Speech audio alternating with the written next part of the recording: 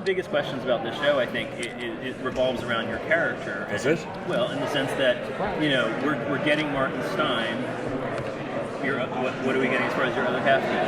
Because, we have, Robbie hasn't been announced for the show.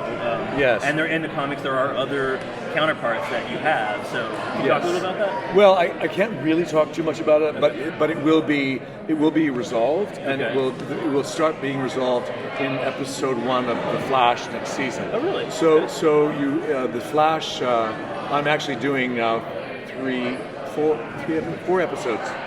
So the first 4 episodes of The Flash will set up certainly my character and more of the show and what you're going to see on the show, because they're now developing the scripts for. We haven't, as you know, shot anything, so we're all kind of feeling our way, and which is part of the terror and part of the excitement of this venture. But I feel like I will be by the first in the first couple of episodes of Legends, it will all come to fruition, and you'll see. How's that? I tap danced around that pretty well. Well done. Thank you. Has this whole thing caught you by surprise in the sense that you are hired to come out to the Flash? Yes. And now it's Yes. I'm in shock. I totally. I mean, Greg Berlanti is why I'm here. Greg Berlanti is my friend who I worked with several years ago on a show called Eli Stone, which was one of the best experiences I've ever had, and I really trust him, and I love the way he thinks and the way he writes, and I love his heart. And that's what attracted me to The Flash when I first saw it. And then when he asked me to play Martin Stein, I said, absolutely. And then I ended up coming to Vancouver, shooting it, and loving the experience. I had no idea that this would then turn into, I don't even honestly know if they did so much. But then the next thing I knew, they were talking about a spin-off, and I of course had to really think hard, because it's uprooted my whole life and changed my whole life. But I also thought at this point in my life, what could be better than shaking things up? Because it's just not the way I thought my life would go, and I'm kind of excited about it. You played a mentor role in the home stretch of the first season. Can we assume that you will be doing? Say that again. You played a mentor role, like you were. Oh, a mentor role. Yes. Yes. Can we assume that you will be continuing that in the second season in the beginning? I think, well, first of all, having to do with the fact that I'm the oldest person on the show, that sort of lends itself to a paternal figure, and I think the character itself, the way it's being conceived and written, definitely has that. He's also somewhat arrogant, sarcastic, and that's what I like about it. It's multidimensional, and yes, I'm sure the mentor aspect of him will come out, and it already, as I see it already in episode 2 with Carlos, with Cisco. There's a nice relationship developing now with him, which I'm enjoying enormously. Well, you're used to being sort of the smartest guy in the room for the most part, but with Rip kind of coming along, he has a lot of knowledge about the future and other timelines. So will that be a dynamic where you guys can enjoy bouncing off of each other, or will it be a little adversarial? I'm hoping both, because that's the fun of this whole concept, is that it's a group of people that shouldn't be working together, that have decided to band together to fight a larger problem. And so the fun of that, to me, is how do you actually make that work? And that's, I think, one of Greg's strengths, because it's like the Flash is really a family show. It's about people who are trying to connect and can't or won't. And I think it's, in a similar way, it will be the same with Legends, because they're people who shouldn't be together, and that's the fun of it. Yeah. Bryce was described it just a little while ago as, whereas the other two shows are kind of moving in some ways, especially ours, moving in reality, this show is bonkers, is the way he described it. Greg said? Andrew, yes. Said, this show is bonkers. Well, God help us, is all I can say, because what the hell does that mean? No, I mean, really, I think it's, first of all, for better or for worse, it's more ambitious than anything they've done. So that's terrifying, because of what that means in terms of production and crew and special effects and all of that. But also, I think they're really smart. I think they really know how to give everyone their moment and make it something that you can really that makes sense and you can follow. Because the danger is that like too many stories, too many people. How do you? But I think that's going to be the great thing about this show is that it will be cohesive. Can you talk about your own history with this genre? You know, when you were a comic book fan as a kid, do you have any favorites? You know, I have no. Honestly, I'm so not. I shouldn't be. I really. It's like this is not the world I ever was interested in. I'm still not.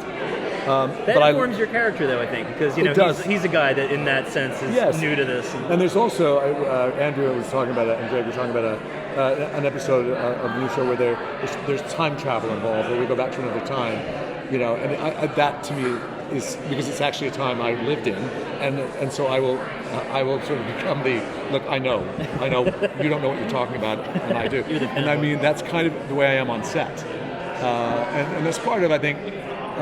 What they see in me and my humor and my sense of, you know, sarcasm and how I love to be on a set, which is just to enjoy it and kind of make fun of everything.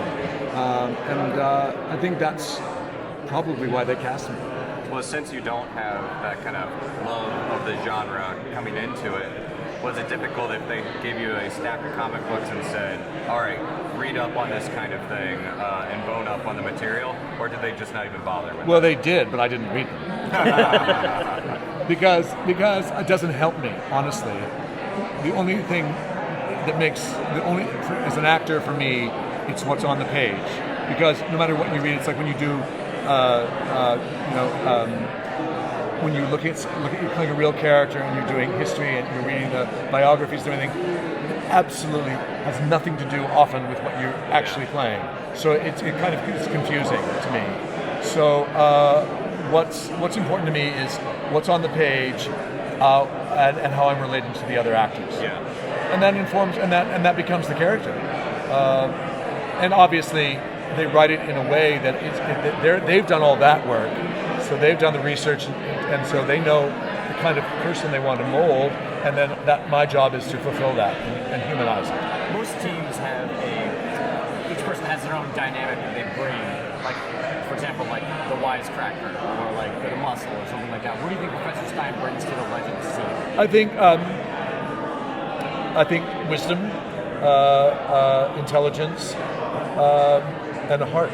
I think he's a very thoughtful person and hopefully amusing. Now, one thing that was key in actually having your character kind of overcome that first crisis of being caught in another person's body was the love for his wife and just that personal life and wanting to get back to it. Yes. Are we going to still see elements of the personal life? Without doubt. Okay. Yeah, without doubt. How much have you? Yeah, I mean that's you know, when you're torn between what you do and what your home life is, like just my life is right now, moving to Vancouver and leaving my home in New York, that's drama, that's heart tugging, and I think people relate to it. What's been your response? Oh, I'm sorry. How much have you been told in terms of your character's journey in the first season?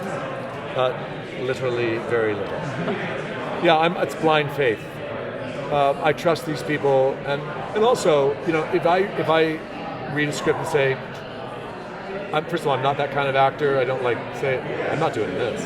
You know, it's like I think that they will. If I have a suggestion or say I think maybe we can include, you know, obviously diplomatically, I think they will listen to that. But really, I have only.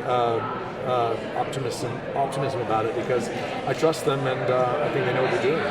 What's been your response to, what kind of, I should say, what are your thoughts on the response fans have had to your character? Because, you know, even if you didn't grow up reading comics, you know, as an old-time fan myself, I'd say, you know, great job. Like, you know, No. You really embody Martin Stein, you know. Listen, I'm thrilled, honestly, and today was a real eye-opener. To meet just even signing autographs and people coming by and talking about it, and of course that reminds me of why we do this, why we work, because we work so hard and the hours are so interminable, and everybody works so hard on these things, and to get that sense of what it means to people makes it all worthwhile. So that's important. by your favorite TV shows right now. My favorite TV shows. I honestly, I don't watch TV very much. And honestly, my favorite TV show is CBS Sunday Morning, which is the one show I watch every Sunday. But I watch, I actually do like The Flash. I mean, I do watch The Flash, and I try to watch more, but I just don't seem to get a chance. What gets you excited? As we're so many fanboys here. Does anything push your button in terms of culture, entertainment? Writing. Okay. When I go to the theater a lot in New York, and I'm just waiting to be taken away by the writing of a play, and also scripts, television. The writing is what always attracts me.